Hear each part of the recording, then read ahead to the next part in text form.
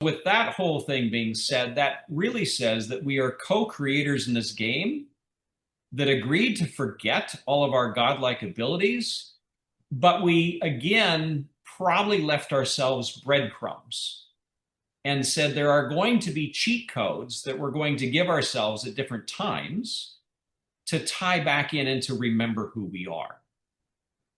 And so now we get to the teachers, people like Jesus and the Buddha and so on and so forth. And one of the arguments that I've asked folks is if we make a slight shift, and I'm not saying you have to, I'm just saying play with it, is that maybe Jesus and God did not want to be on a pedestal. Maybe they were there to say, hey, remember that you can do everything I'm doing.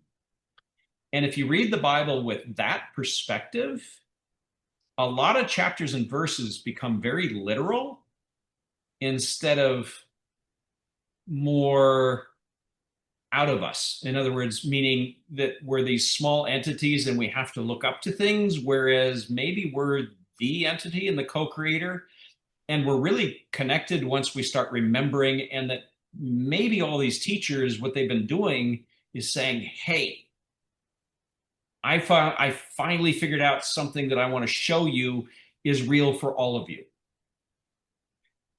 Yeah, like it's like you feel like something just happened that I didn't make happen. The Or you did personality. make it happen, you But the just didn't remember that you personality, did. right? The personality didn't make it happen. So it goes, whoa, what was that? That's whoa. And have these like experiences that could be embodied or visual or whatever, like the ones you had when you were little. It's like you either follow these signs, these breadcrumbs, or you say, no, I'm going to stay asleep for a while longer. And it's so funny because so many of us now, there's like enough of a um collective awakening happening, right?